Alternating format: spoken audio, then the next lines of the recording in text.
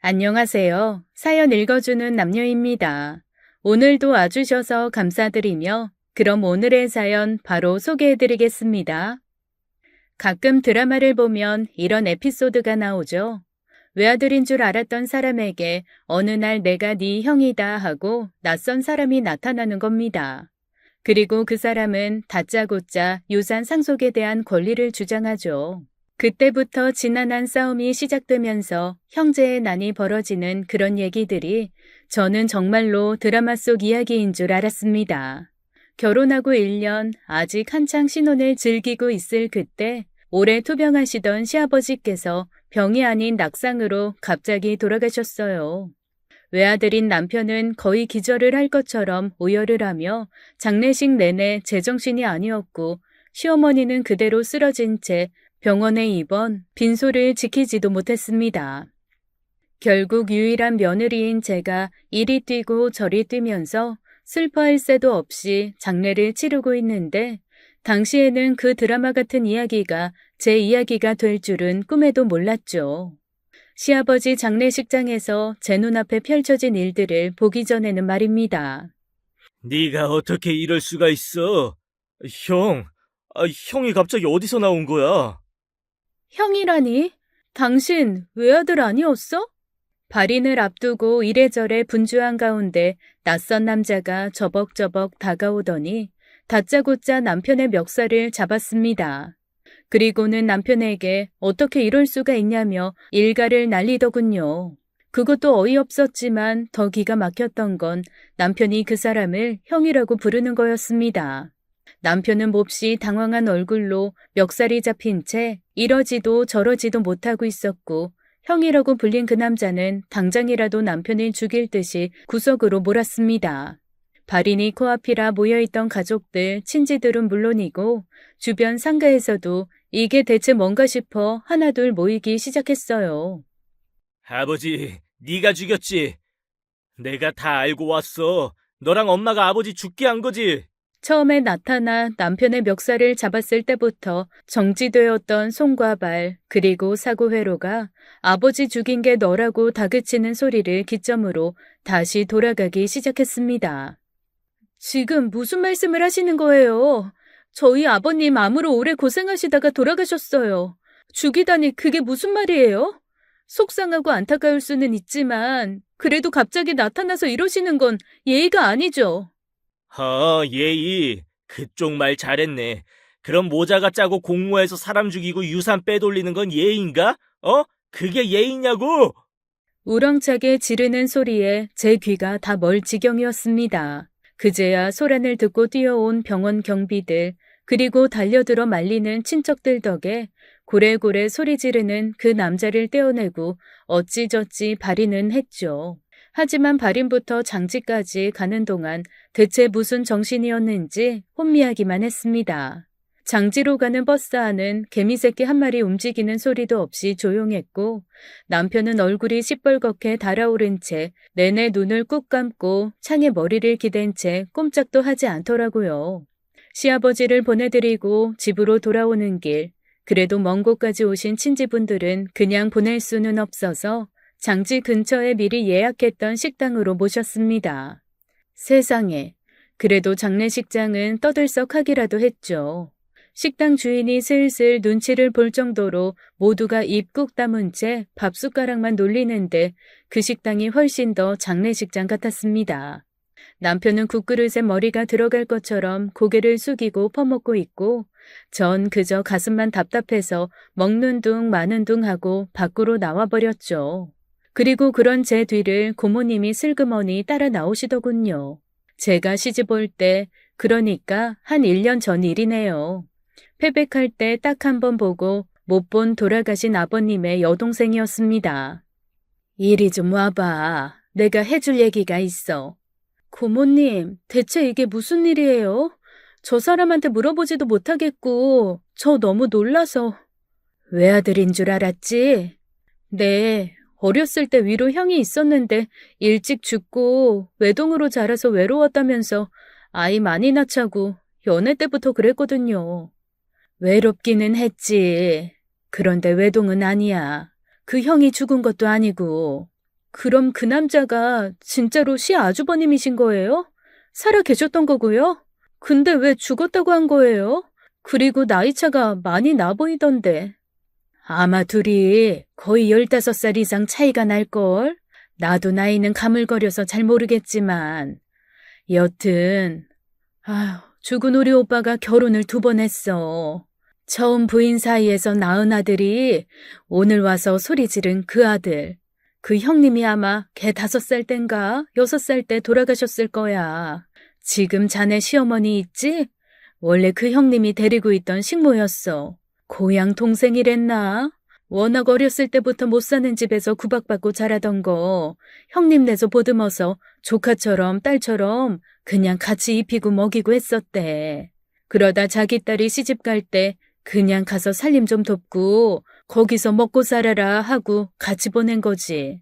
근데 형님이 죽고 한 1년 뒤인가 2년 뒤에 오빠가 그 여자랑 재혼을 하겠다고 하더라고. 집에선 난리가 났지 뭐. 근데 어쩌겠어. 지가 하겠다는데. 그렇게 재혼해서 낳은 게 지금 자네 남편이야. 정말 충격이었습니다. 아니 요즘 세상에 신분 따위 없다지만 저는 그 모든 것을 남편이 숨겼다는 것에 큰 배신감이 몰려왔어요. 그냥 내 엄마가 재혼해서 낳은 아들이 나다 위로 형이 하나 있었는데 어느 날 어디로 갔는지 안 보이더라 정도만 말해줬어도 제가 놀라거나 당황할 일이 없지 않았을까요? 그런데 고모님이 그 뒤에 하신 말씀은 더 점입가경이었습니다. 네 시엄마가 좀 사람이 의문스러운 데가 있잖아. 뭔가 애매하게 구리고 사람이 기죽어 있는 것 같으면서도 극악 맞은 데가 있고 표독스러운 것 같으면서도 딱 눈치 봐서 엎드려야 할 것 같으면 또 납작 엎드리고. 그래서 내가 몇 번 오빠한테 새언니 조심해라. 보통 여자 아니다. 오빠 나중에 큰 코 다친다 얘기한 적이 있거든. 그런데 어느 날부터 오빠가 나한테 연락을 딱 끊어버리더라고. 그때 느낌이 왔지. 아, 마누라 베갯머리 송사에 이 등신이 넘어갔구나. 나 팽당했구나 하고. 아니나 달러? 그나마 명절 때라도 모여서 얼굴 보고 그랬는데 명절도 딱 자기네들끼리만 지내고 아주 다른 친인척이랑 연을 딱 끊어버리대.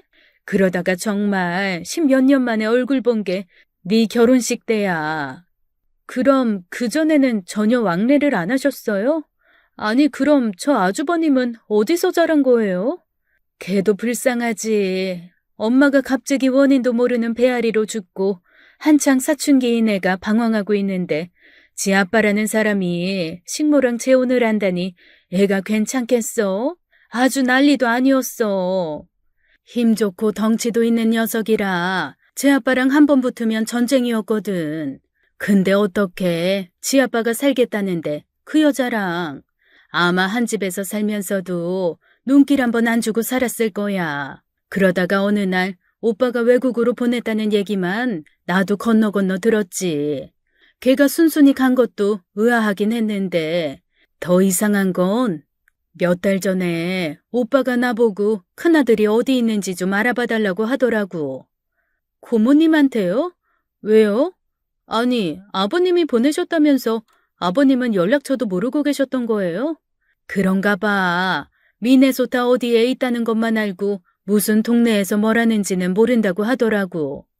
세상에, 미네소타가 얼마나 넓은데. 남북한 합친 것보다 넓은 땅인데 거기서 어떻게 찾으셨대요? 사람이 궁하면 통한다고 미국 가 있는 친구들한테 부탁하고 친척들 다 동원하고 아이고 말도 마. 거기 한인방송에 광고까지 했어. 여튼 그렇게 찾아서 연락처를 줬는데 그 이후로는 또 꽝거 먹은 소식인 거야. 그래서 오빠한테 물어봤지. 애랑 연락은 해봤냐? 대체 갑자기 무슨 바람이 불어서 그러냐? 그랬더니요. 그러자 고모님이 주변을 슬쩍 살피기 시작했습니다. 1명, 2명 식사를 마치고 밖으로 나와 커피를 마시면서 버스에 탈 준비를 하고 있었거든요. 목소리를 한층 낮춘 고모님이 조심스레 제 귀에 대고 속삭였습니다. 내가 죽을까봐 무서워서 그래 라고 하더라고.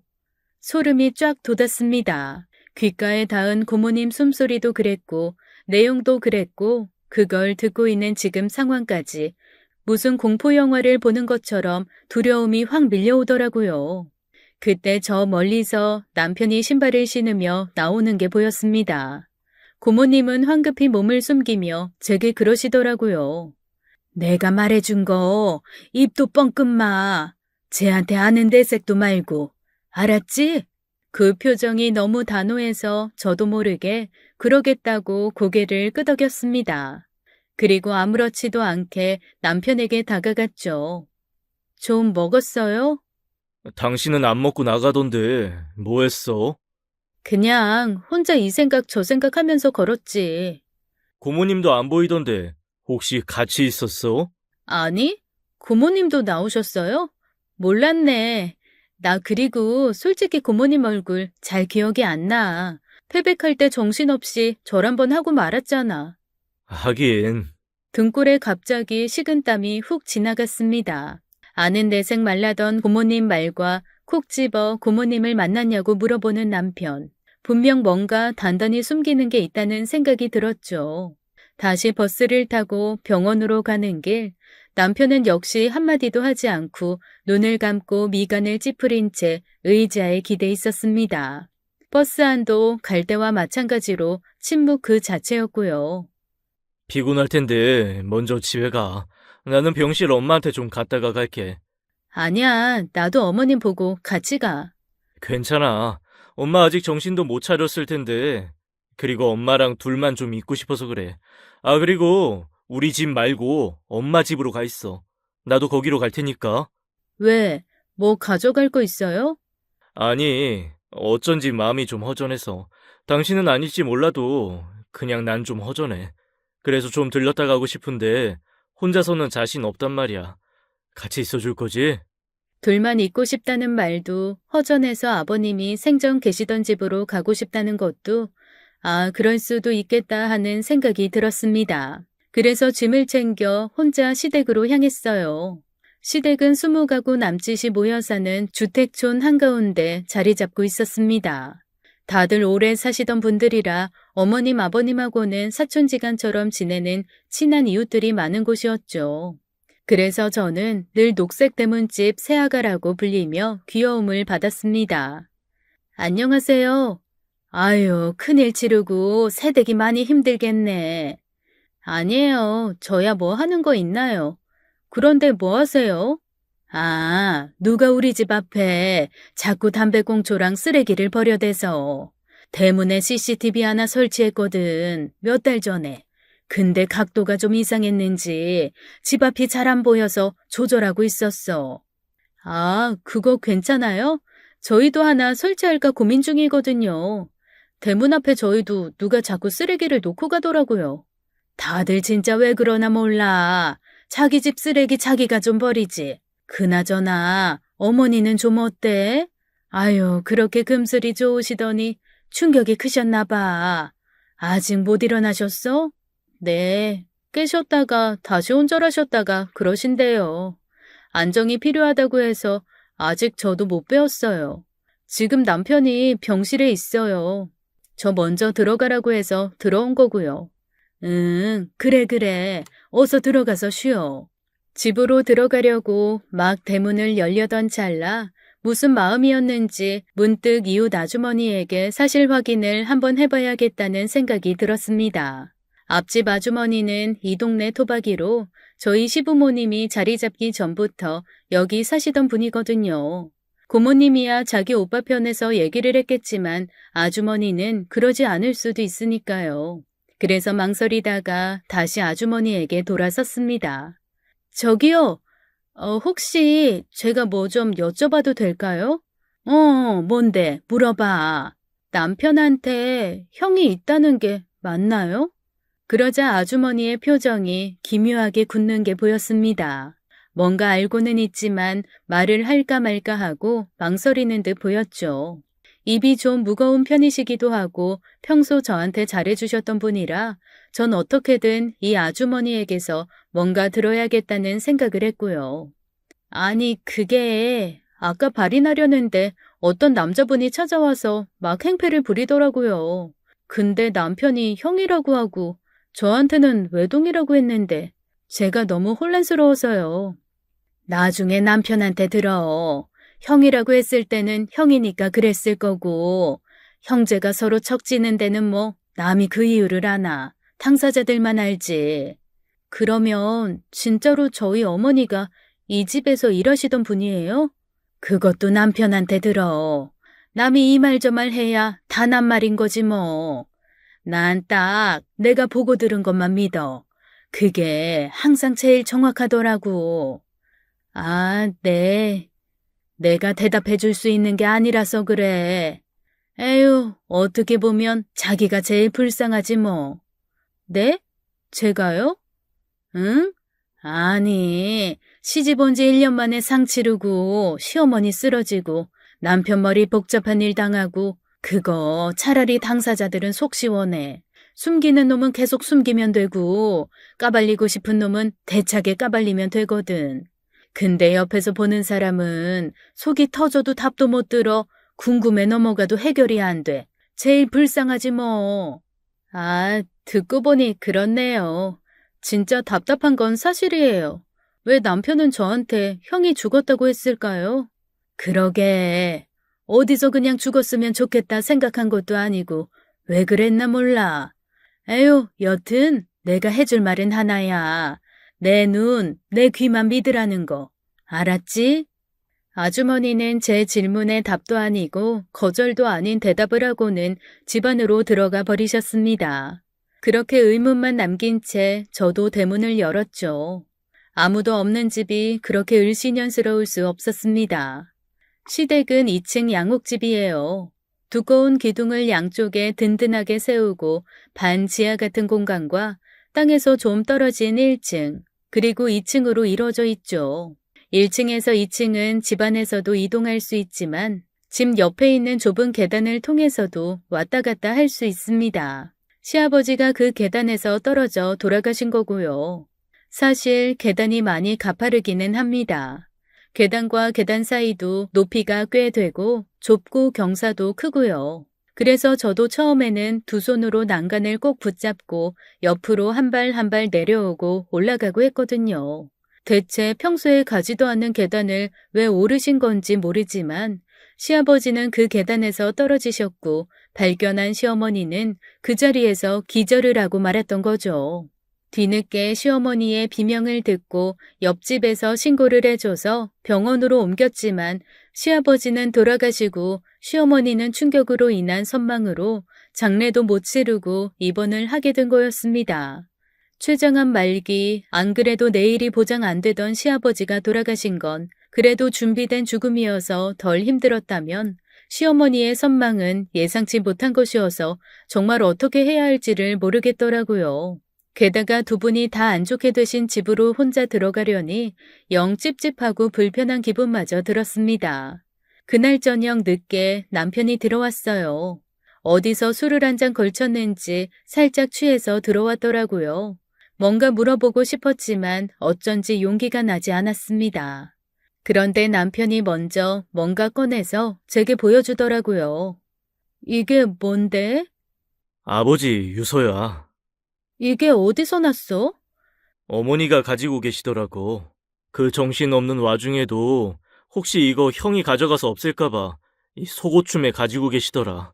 남편에게서 받아든 유서에는 놀라운 내용이 있었습니다. 전 재산을 모두 남편에게 남긴다는 거였죠. 한두 푼도 아니었어요. 아버님, 이게 다 아버님 재산이라고? 우리 아버지 알부자야. 나 그래서 어렸을 때부터 교육받았어. 어디 가서 돈 많은 거 티내지 말라고. 뭐 이 사람 저 사람이 손 벌린다고. 세상에, 아무리 그래도 그렇지. 나한테도 어떻게 한마디를 안 해? 그제야 농담처럼 시아버지가 저한테 했던 말들이 떠오르며 뒤늦게 이해가 되었습니다. 처음에 인사 왔을 때 30평 남짓 되는 양옥집에 20평 정도 되는 마당만 보고 그냥 평범한 중산층인 줄 알았거든요. 그런데 결혼하고 처음 인사를 간 날 시아버지께서 그러시더라고요. 이렇게 사는 시댁이라 뭐 별 볼 일 없겠다 했지. 아니요, 설마요. 그런 생각 전혀 안 했어요, 아버님. 둘이 잘 버벅이지 말고 착하게 선하게 잘 살아봐. 그러면 다는 아니어도 크게 물려줄 거니까. 그때는 그냥 시아버지가 며느리 들어왔으니 한번 하시는 소리인 줄만 알았습니다. 그런데 남편이 내민 유언장에는 거의 70억 가까이 되는 재산의 목록이 써 있더라고요. 알고 보니 지금 시댁이 있는 자리에 아주 오래전 재개발된 곳이었고 시아버지가 이 일대 땅을 다 가지고 있었던 거였어요. 그제야 아까 고모님이 하셨던 말도 조금 이해가 되었습니다. 사실 이런 집에 시집 오면서 일할 식모를 데리고 온다는 게 좀 의아했거든요. 하지만 이 정도 재산을 가진 사람에게 시집을 오면서는 식모 정도 데리고 올 수도 있겠다 싶었습니다. 그런데 여보, 이거 형이랑 나눠야 하는 거 아니야? 그 말을 듣고 남편은 버럭 화를 내며 씩씩거리기 시작했어요. 그 자식이 엄마 아버지한테 뭘 했다고. 너도 알잖아. 모시고 산 것도 나고 끝까지 병구안한 것도 나야. 아버지도 그걸 아시니까 재산을 다 나한테 넘기신 거 아니겠어? 그런데 이제와 나타나서 깽판을 쳐. 하여간 눈에 가시야, 눈에 가시. 저는 이 기회를 틈타 슬그머니 남편에게 사실을 물어볼 결심을 했습니다. 그래도 형이잖아. 한 어머니 아래 형제인데 유산 가지고 싸우는 거 남들 보기에도 안 좋고. 뭐 형제? 그깟 놈이 왜 내 형제야? 그래, 나도 형인 줄 알았지. 그런데 우리 엄마한테 식모주제 하면서 만날 무시하더니 나도 사람 취급한 적 없어. 나 한 번도 그 인간 형이라고 생각한 적 없다고. 버럭 성을 낸 남편은 화가 덜 풀렸는지 냉장고에서 맥주를 꺼내 또 벌컥벌컥 마시더군요. 그리고 방에도 들어가지 않고 거실 소파에 벌렁 누워 잠들어 버렸습니다. 그렇다면 고모님이 하신 말씀이 맞다는 건데 그럼 이 시점에 아주버님은 왜 나타나신 거야? 정말로 유산 때문에? 생각이 거기까지 흘러가니 저도 좀 부화가 나더라고요. 결혼하고 1년 꿈같이 달콤한 신혼을 즐기기에도 모자랐던 지난 1년간 전 일주일에 3일은 시아버지 병수발과 시어머니 말동무를 해드려야 했습니다. 바쁜 남편을 대신해서 병원 모시고 다니는 것도 제 몫이었고 항암을 하시는 동안 요오드 없는 식사를 챙기는 것도 제 일이었고요.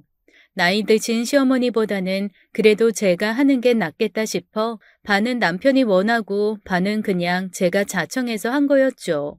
사실 이렇게까지 유산이 많은 줄도 몰랐고 그냥 외동아들 남편에게 시집 오면서 마음 한구석에 제가 작정한 것도 있고 해서 군말 없이 했던 거였는데 갑자기 유산이 나타나고 몰랐던 형제가 나타나서 그 유산에 대한 권리를 주장하는 걸 보니 기분이 언짢아졌습니다. 뭐야 진짜. 재주는 곰이 넘고 돈은 사람이 챙기는 것도 아니고. 저도 찜찜한 기분을 안고 남편 옆에서 잠이 들었죠. 그리고 다음 날 아침부터 누군가 문을 쾅쾅 두들기는 소리에 일어났습니다. 너 나와. 안에 있는 거 알고 있으니까 당장 나오라고. 술이 덜 깬 남편과 잠이 덜 깬 저는 둘이 동시에 그 소리에 벌떡 일어나 대체 이게 뭔 상황인지 서로 한참 멍하게 생각을 했습니다. 그러다 우리를 부르는 게 어제 장례식장에 나타났던 남편의 형이라는 걸 깨닫고 누가 먼저랄 것도 없이 밖으로 뛰어나갔죠. 여기가 어디라고 와? 어디긴 내 아버지가 살해당한 집이지.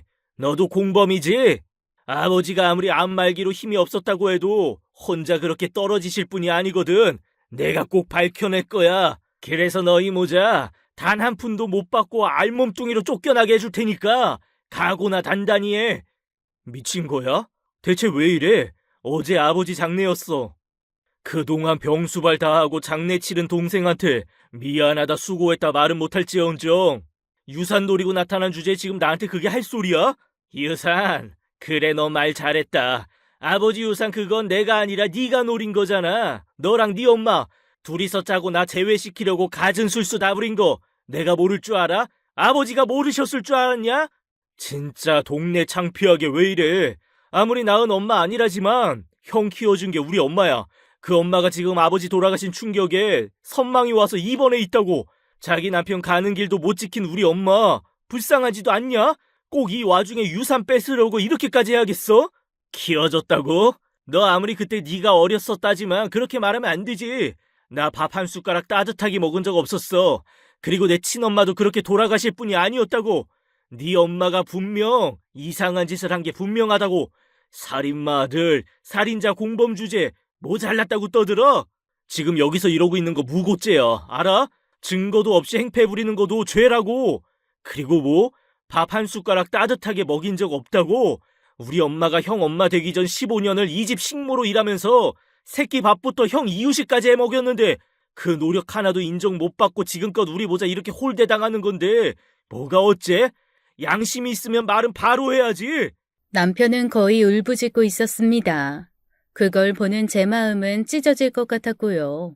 더 하다가는 남편까지 쓰러질 것 같아서 일단 제가 막아섰어요. 일단 두 분 다 진정하시고 뭐 좋은 일이라고 온 동네 다 듣기 마당에서 이래요. 둘 다 참으세요. 그리고 안에 들어가서 얘기하세요. 여보, 당신도 흥분 좀 가라앉히고. 들어가자, 응? 유산이고 뭐고 어쨌거나 얘기나 들어봐야 할 거 아니야. 얘기는 무슨? 도둑놈 심보, 강도 심보 어디가? 아버지 누워 계실 때는 코빼기도 안 보이는 게 외국에서 탱자탱자 놀다가 딱 돌아가시자마자 기어 들어와서 나한테 유산 줄 수 없다고 펄펄 뛰는 놈인데 들어봐서 뭐해 뻔할 개소리지. 너 그 말 분명 후회한다. 지금 그렇게 뻔뻔하게 나오는 거 너 조만간 다 후회할 거라고. 후회 좋아하시네. 경찰한테 끌려가기 전에 그 입이나 다물어. 경찰? 그래, 좋아. 경찰 불러. 나도 차라리 그게 나아. 네 놈이 어떤 말 어떤 짓을 하건 증인이 있는 게 좋지. 상황은 점점 이상하게 돌아갔습니다. 잔뜩 날을 세운 두 사람은 결국 으르렁거리다가 경찰을 불렀습니다. 먼저 남편이 식탁 위에 아버님의 유서를 꺼내놓았어요. 그리고 자초지종을 설명했죠. 경찰은 그냥 그렇고 그런 형제들의 유산 싸움이겠거니 하며 시큰둥하게 듣는 느낌이었습니다. 그때 아주버님이 품 안에서 뭔가 꺼내더군요. 편지 봉투였어요. 아버님 글씨체로 또박또박 주소가 쓰인 편지 봉투에서 아주버님은 천천히 편지를 꺼냈습니다. 그리고 차근차근 읽기 시작했죠. 그네 보아라. 내가 널 피신 아닌 피신을 시키고 잊은 듯 사는 게 널 위한 거라고 생각을 했다. 그냥 한국에서는 죽은 사람으로 널 두고 멀리서 네가 건강하게 살기만을 바랬는데 이제 와서 이렇게 소식 전해 미안하다. 난 암이다. 췌장암 말기라서 그냥 두어도 얼마 살지 못한다. 그런데 둘째랑 그 애미가 얼마 살지 못할 날을 더 일찍 보내지 못해 안달이구나. 나는 내 재산을 똑같이 나누어 줄 생각이다. 그런데 둘째와 그 애미 생각은 다른 모양이야. 나를 자꾸 괴롭히는구나. 무섭다. 그나마 얼마 남지 않은 내 명도 못 지키고 떠날 것 같아서 그 전에 너한테 많은 사실을 말하고자 이렇게 몇 자 적는다. 혹 내가 병이 아닌 다른 일로 죽는다면 그건 반드시 둘째 애미가 손을 쓴 것일 게야. 염두해라, 애비가. 비장하게 편지를 읽은 아주버님이 다시 잘 접어 편지를 넣으며 남편을 향해 말했습니다. 아버지가 죽기 한 달 전에 보내신 편지야. 편찮으셨어도 정신은 멀쩡하셨던 분이 이런 편지를 보냈다는 건 정말 뭔가 심각한 위협이 있었다는 거지. 바로 오지 못한 내가 원망스러울 뿐이다. 솔직히 말해, 아버지 그냥 단순 사고로 돌아가신 거 아니지? 정말 단단히 미쳤구나. 어디서 스릴러 영화를 너무 많이 봤어. 아니, 미국에서 살다 보니 헐리우드 스타일이 드신 건가? 어디서 가짜 편지 만들어가지고 와서 술을 써? 아버지 손 떨려서 글씨도 제대로 못 쓰셨어. 그런 분이 어떻게 그런 편지를 써?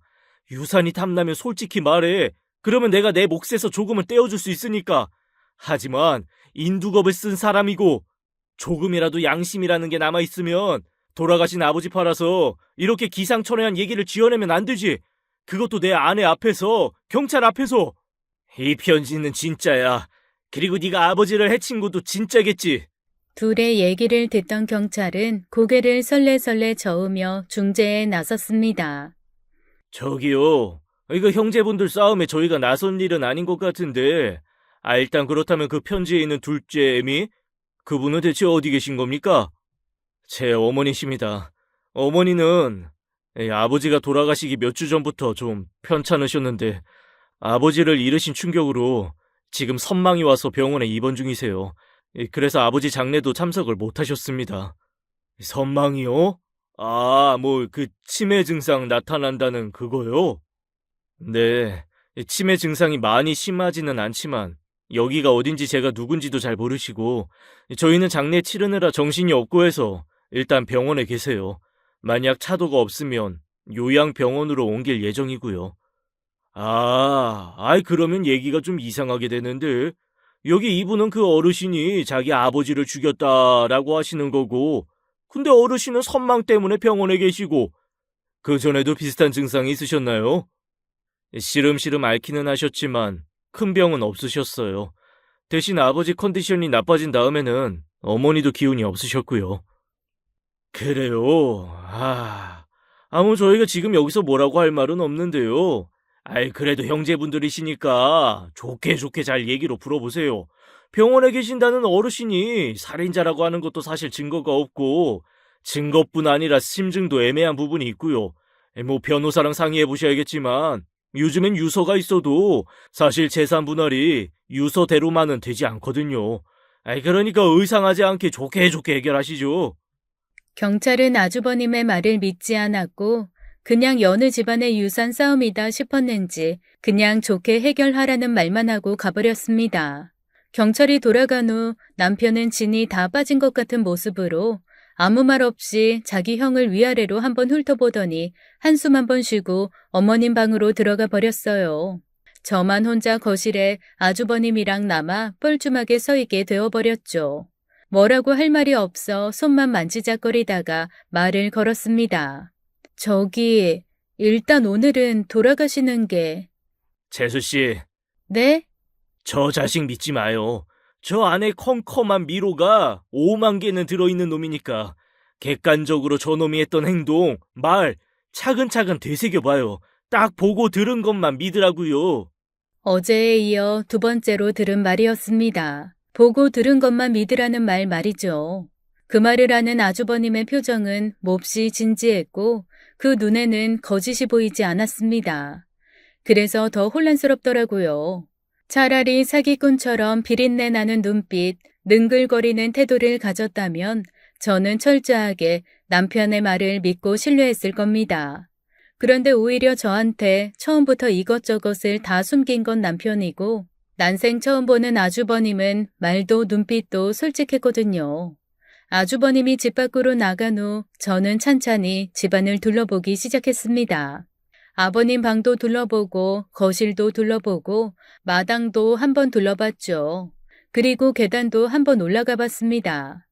계단 위에 서자 앞집이 훤하게 보였어요. 앞집 아주머니가 빨래를 해서 널다가 절 보고 손을 흔들어 주시더라고요. 고개를 숙여 인사를 하고 내려와 다시 집으로 들어왔는데 어디선가 부스럭 쿵쿵하는 소리가 났습니다. 남편이 들어가 있는 어머니 방에서 나는 소리였어요. 에이씨, 어디 있는 거야? 살짝 열린 문틈 사이로 들여다본 남편은 좀 이상했어요. 약간 미친 사람처럼 어머님의 살림을 뒤집어 엎고 있더라고요. 그리고는 평소 하지 않는 험한 말을 섞어가며 뭔가를 찾고 있었습니다. 어쩐지 그 모습을 제가 봤다는 걸 남편이 알면 안 되는 것 같아서 뚝 떨어진 거실로 조용히 발 뒤꿈치를 들고 걸어 나와 소파에 앉았습니다. 그리고 일부러 제가 방 쪽은 가지도 않고 거실에 있었던 것처럼 남편을 불렀어요. 여보, 어딨어요? 제 소리를 듣고 남편이 아무렇지 않은 척 시치미를 뚝 떼고 밖으로 나오더군요. 살짝 당황스러워 보였습니다. 밖에 나가는 것 같더니 언제 들어왔어? 나? 지금 막 들어왔지. 당신 어디서 뭐 했어? 엄마 방에서 좀 잤어. 피곤하네. 남편은 또 거짓말을 하고 있었습니다. 그래, 피곤하지? 그럼 좀 더 잘래? 나 장보고 친구랑 잠깐 할 얘기도 있어서 몇 시간 나갔다 올 건데. 남편의 눈이 반짝하는 게 느껴졌어요. 아무래도 제가 없으면 어머니 방을 뒤지는 게 좀 더 편하겠죠. 이 친구 누구? 어디서 만났는데? 희진이, 당신도 알잖아. 내 부케받은 친구. 오늘 오전에 출장에서 돌아왔다고 근처니까 잠깐 얼굴 보자고. 비행기 안에 있어서 장례식장도 못 왔다고 부조금이라도 주고 간다고 하네. 어쩜 그렇게 거짓말이 술술 나오던지 어디선가 자고 있을 내 친구 희진이까지 팔아서 저는 남편에게 거짓말을 하고 있더라고요. 워낙 구체적으로 말을 해서 그런지 남편은 제 말을 믿는 눈치였습니다. 그래, 다녀와. 난 집에서 좀 잘게. 그래요. 쉬고 있어. 우리 집은 가지 마. 내가 우리 집 비운 사이에 소독 좀 해달라고 불러서 아마 지금 소독약 가득할 거야. 훈연 소독, 알지? 그걸 또 언제 신청했어? 그럴 정신이 있었어? 대단하네.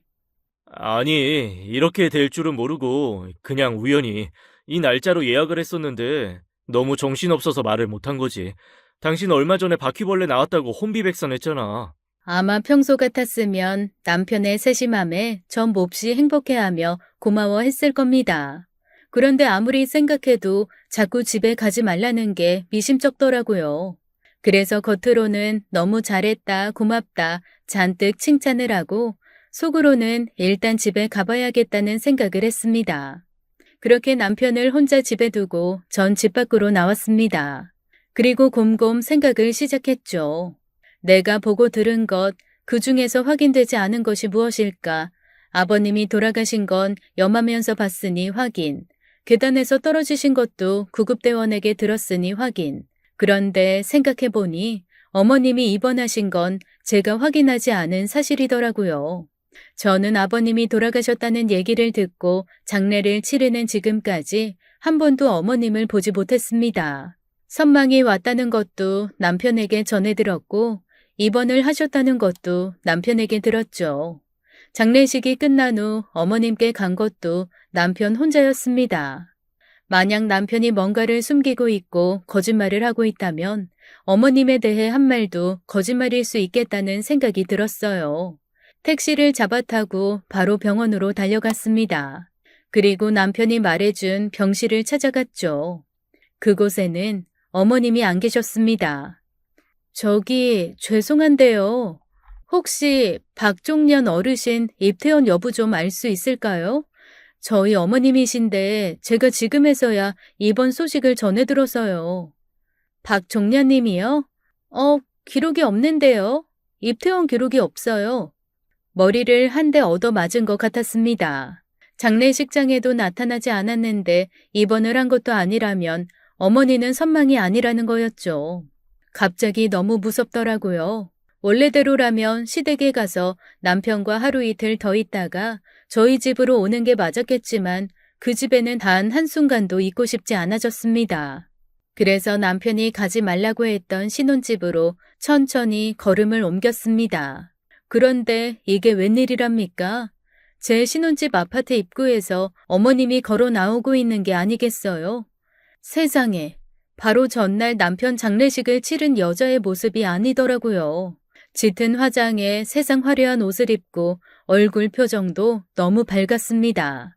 처음에는 잘못 본 건가 싶었는데 전화 통화하는 목소리가 딱 어머니시더라고요. 기겁을 하게 놀라서 얼른 몸을 숨겼습니다. 원래도 목소리가 짜랑짜랑하게 큰 시어머니는 통화할 때 유난히 목소리가 더 커지곤 했는데 어김없었습니다. 얼마나 목소리가 큰지 조금 떨어진 곳에 제가 몸을 숨기고 있는데도 소리가 똑똑히 다 들렸어요. 아유 진짜 그놈 새끼는 끝까지 속을 썩이네. 너 그리고 내 방은 왜 뒤져? 엄마가 그걸 방에 뒀을 것 같아? 당연히 들고 나왔지. 걔가 우리 집으로 쳐들어와서 다 뒤집어 엎으면 어쩌려고 거기다 두니? 내가 들고 나와서 너희 집에 갖다 뒀어. 그 보일러실 있지? 거기 보일러 위에다가 뒀으니까 나중에 네 처모르게 잘 숨겨. 당장은 오지 말고. 너 왔다 갔다 하면 걔가 너 뒤밟아서 너희 집도 알아내면 아유 골 아파. 그 놓친네 그러니까 진작에 내 말 듣고 유산 정리 깔끔하게 했으면 얼마나 좋아? 하여간 지명 귀한 줄 모르는 것들이 깝치다가 꼭 그렇게 일찍 되져요. 에휴, 나 요 앞에 박 여사 좀 만나고 저녁 때쯤 들어올 거니까 넌 그 집에 꼼짝 말고 있어. 아, 네 처는? 걔도 감시 잘해라. 뭐 알게 되면 골 아퍼. 시어머니가 전화하는 사람은 남편이 분명했습니다. 콧노래까지 부르며 시어머니가 사라진 후 저는 쪼그려 앉은 다리가 끊어질 듯 아파왔지만 도저히 일어날 수가 없었어요. 충격에 후들거리다 쓰러질 것 같았거든요. 그러니까 시어머니는 병원에 계신 것이 아니었습니다. 장례 치르는 동안 남편이랑 제가 장례식장이며 시댁에 머물 테니 저희 집에 와 계셨던 거죠. 그리고 뭔지는 모르겠지만 남편이 눈에 불을 켜고 찾던 그 서류를 저희 집에 갖다 놓으신 게 분명했습니다. 시어머니가 멀리 사라진 후 전 간신히 정신줄을 붙들고 집으로 올라갔어요. 대문을 열자마자 보인 광경은 가관이었습니다. 쌓여있는 술병에 제대로 치우지도 않은 배달음식 용기며 세상에 베란다 한쪽에는 담배 꽁초도 수북하더군요. 뭐? 바퀴벌레 나오니까 훈연소도 그래? 없던 바퀴벌레도 때로 나오겠다 진짜. 고상하게 애미야 하시던 어머님이 계시는 공간이라고는 상상도 할 수 없었습니다. 아주 더러운 대학생의 자취방 같은 꼴을 보고 한숨이 터져 나오는 것도 잠시 전 어머님이 숨겼다는 그 서류를 찾기 위해 보일러실로 들어갔어요. 보일러 위에는 정말 서류 봉투 하나가 놓여 있더군요. 뭔지 확인도 하지 않고 일단 서류부터 들고 뛰어나왔습니다. 분명 제 집인데 도둑질을 하는 것처럼 어찌나 손발이 덜덜 떨리던지 숨이 다 안 쉬어지더라고요. 서류를 품 안에 품고 이걸 대체 어디서 봐야 하나 전전긍긍하던 그때 누가 절 불렀습니다. 재수 씨, 악! 자라보고 놀란 가슴 소뚜껑 보고 놀란다 했던가요? 기겁을 하게 놀라는 저를 보고 더 놀란 건 아주버님이었죠. 여기서 뭐 하세요? 그러는 재수 씨는 왜 그렇게 놀라시는데요? 그냥 갑자기 누가 부르니까요. 저는 뭐 좀 조사할 게 있어서 이 주변을 돌아다니고 있었어요. 아, 조사요? 이거 제 명함입니다. 혹시 저한테 연락하실 일 있으면 여기로 해주세요. 제가 연락할 일이 뭐 있겠어요. 그래도요. 아주버님은 제게 억지로 명함을 하나 쥐어주고는 반대편으로 걸어갔습니다. 혹시 남편이 볼까 무서워서 명함에 있는 번호를 핸드폰에 저장하고 대충 아무 이름이나 집어 넣었어요. 그리고 한적한 동네 카페로 가서 제가 가지고 나온 서류를 꺼내봤습니다. 그 서류는 돌아가신 아버님의 진짜 유서였어요. 변호사 공증까지 다 되어 있는 제대로 된 유서였던 거죠. 남편이 내놓은 건 언뜻 보긴 했지만 휘갈겨 쓴 자필에 지장이 찍혀 있는 거였는데 이 유서는 입회인도 있고 변호사 이름도 있었습니다. 그제야 왜 남편이 이 유서를 눈에 불을 켜고 찾았는지 시어머니가 집을 나와 몸을 숨기면서도 이 유서만큼은 가지고 나왔는지 알게 된 거죠. 그리고 어쩌면 시어머니와 남편이 공범일 거라는 아주버님의 말이 맞을지도 모르겠다는 생각이 차근차근 밀려왔습니다.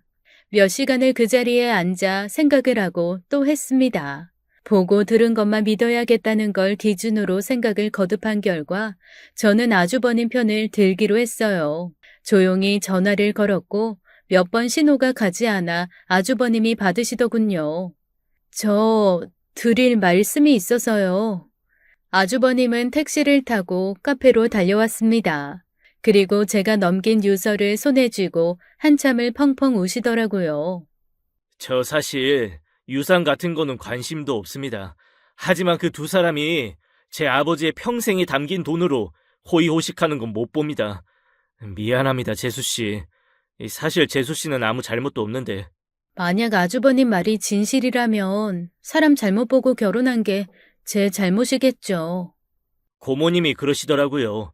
재수 씨한테 자초지종을 얼추 얘기하셨다고. 그래서 제 명함 드린 겁니다. 아, 그러셨구나. 고모님은 처음부터 저를 안쓰럽게 여기셨고 제 편이셨거든요. 15살 때 새어머니가 생기고 동생이 생긴 후에 솔직히 제가 엇나간 건 사실이에요. 그전까지 아줌마라고 부르던 사람이 어느 날 내 아빠와 한 입을 덮는 어머니가 되는 거였으니까요. 저희 어머니 누구보다 건강하셨어요. 갑자기 복통 호소하며 쓰러지셨고 너무 늦게 발견해서 살릴 수 없었죠. 증거는 없지만 전 그때부터 저희 엄마를 죽인 것도 그 여자라고 생각했고요. 설마요. 그래요. 그건 아닐 수 있어요. 하지만 아버지 죽인 건 진짜로 그 여자입니다. 저 증거 있어요. 아주버님의 말에 저는 손에 들었던 잔을 떨어뜨렸습니다. 쨍그랑 소리와 함께 종업원이 달려왔고 연신 죄송하다는 소리와 함께 깨진 도자기를 맨손으로 집으면서도 손이 베어나가는지 뜨거운지 차가운지 도통 느껴지지 않더군요. 증거요? 내일이면 모든 게 밝혀지겠죠. 괜찮으시다면 오늘은 그냥 친구 집이나 이 친정에 가 계시는 게 어떨까 싶습니다만. 그 말에 고개를 끄덕이면서도 전 이 모든 상황이 너무 비현실적이라 멍하기만 했습니다. 조용히 남편한테 전화를 걸었죠. 목소리에 기운도 없고 가라앉아 있다 보니 갑자기 몸살이 몰려와서 친정에 가서 쉬어야겠다는 제 말을 믿어주더군요. 아, 이상하다는 듯 이렇게는 묻더라고요. 근데 왜 여기로 안 오고 친정이야? 아니면 나랑 집에 갈까? 아니야, 당신 없이 집에 들어가는 건 싫고 나도 그냥 우리 엄마 아빠가 괜히 보고 싶고 그러네. 그래. 집은 나랑 같이 들어가. 혼자 가지 말고. 알았지? 제가 집에 간다고 했으면 어떻게 말렸을지 궁금해질 지경이었습니다. 자기 엄마가 있으니 제가 집에 가면 큰일 아니겠어요? 그렇게 친정으로 가서 누웠는데 잠이 올 리가요. 몸은 피곤해서 저 지하로 끌려 내려가는 것 같은데 정신은 점점 더 말똥말똥해지더라고요. 결국 새벽녘에 혼자 일어나서 동네 산책을 다 했습니다. 에라 모르겠다. 될 대로 되라지. 난 그냥 내가 본 것만 믿고 들은 것만 믿자. 엄마가 차려준 아침도 먹는 둥 마는 둥 하고 나와 천천히 시댁 쪽으로 걸음을 옮겼습니다. 그런데 그 조용한 아침 시댁 쪽으로 가까이 갈수록 뭔가 시끄러워지더라고요. 왜 불안한 예감은 틀린 적이 없죠? 경찰이 잔뜩 와 있고 남편과 시어머니가 연행되고 있었습니다. 이웃들은 매미처럼 담장에 붙어 광경을 보고 있었고요. 여보! 이거 다 오해야. 모함이고. 자긴 그냥 나만 믿고 기다려. 알았지? 아이고, 키워준 애도 모르고 이렇게 지혜미를 보낸다 보내. 머리 검은 짐승 거두는 거 아니라더니, 아이고. 시어머니는 눈물 한 방울 없이 목청 크게 곡소리만 내고 계셨고, 남편은 죽일 듯이 자기 형을 노려보며 가만두지 않겠다고 소리를 지르더군요. 아주버님은 한 손에 제가 어제 건네드린 유서를 들고 있었고, 그 뒤에는 변호사처럼 보이는 사람 2명이 서 있었습니다. 경찰이 제게 다가와 참고인 조사차 연락하겠다는 고지를 하고 남편과 시어머니를 데리고 사라진 후 골목은 순식간에 적막강산이 되었습니다. 어느 정도 각오하고 예상은 했지만 실제로 눈앞에서 벌어지는 것을 보니 충격이 오더라고요. 재수씨 들어가시죠. 제가 처음부터 설명해 드릴게요. 아주머니도 오세요. 아주버님은 앞집 아줌마와 저를 집 안으로 불렀습니다. 왜 저 아줌마까지 부른 건지 그때는 궁금해할 여력도 없었죠. 어떻게 된 건가요? 제가 증거가 있다고 했잖아요. 그러니까 그게 무슨 증거요? 시어머니가 남편 민 거 계단에서. 네? 그럼 그게 정말이에요? 놀란 제게 아주버님은 자초지종을 설명하기 시작했습니다. 친어머니가 돌아가신 후 엇나가는 아주버님을 미국으로 보낸 건 전적으로 시아버지의 뜻이었습니다. 애비가 못나서 미안하다. 그런데 너무 늦게 알았어. 늦게 알아차린 죄는 내가 살면서 어떻게든 줄여볼 테니 너 아주 멀리 가서 그냥 너 하나 챙기고 살아. 15살의 아주버님은 그 얘기가 무슨 말인지 몰랐다고 하네요. 그저 아버지가 신혼생활을 즐기고 싶어 자기를 쫓아내는 거라고 생각했고요. 그런데 한 해, 2해 시간이 지나고 그 당시의 일을 한 번씩 곱씹을 때마다 뭔가 이상하더랍니다. 혹시 친엄마가 살해당한 게 아닌가 하는 의심이 든 다음부터는 의심이 걷잡을 수 없이 커져서 일상생활도 힘들었다고 하더라고요. 간신히 마음 다잡고 잘 살아보자고 생각한 지도 몇 년 되지 않았는데 그즈음 아버님의 편지를 받은 겁니다. 그제야 자기가 가지고 있던 의심과 불안이 근거 있는 것이었다는 것을 알게 된 아주버님은 불이 나게 한국으로 들어왔고 아버님과 만나려고 애썼다고 하네요.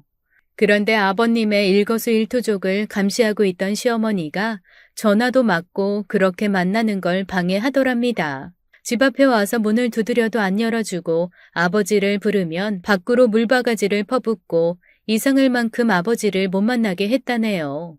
그래서 어렸을 때부터 예뻐해주던 앞집 아줌마에게 도움을 요청했다고 합니다.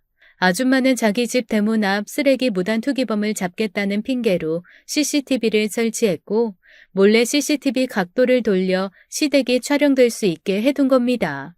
미국에 벌려둔 일이 있어 그것만 부탁하고 돌아간 지 몇 달, 고모님으로부터 아버지가 돌아가셨다는 소식을 듣고 불이 나게 다시 귀국을 했던 거죠.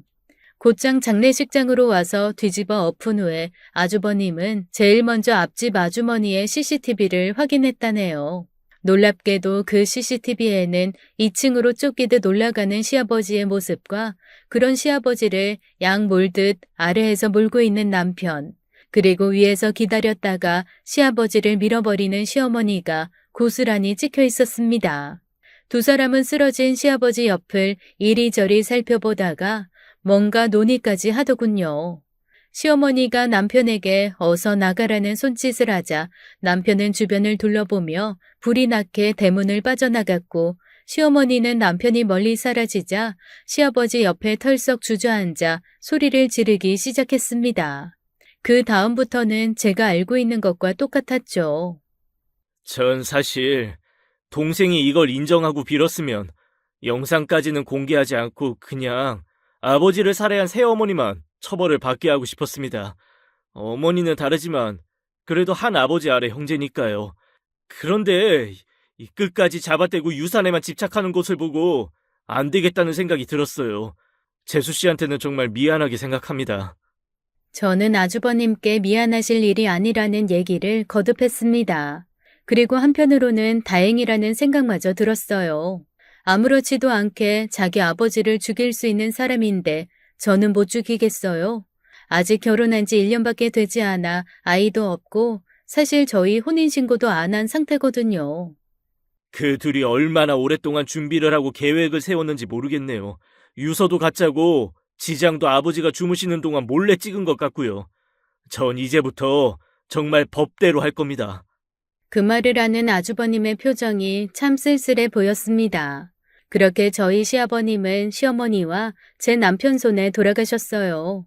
시어머니는 큰아들이 아닌 제 남편이 모든 재산을 갖길 원해서 벌인 일이었고 제 남편은 삐뚤어진 모정에 고개 끄덕이며 손잡은 모질이 등신이었던 거죠.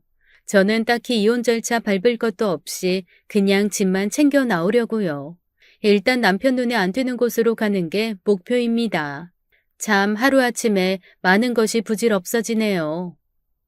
지금까지 사연 읽어주는 남녀였습니다.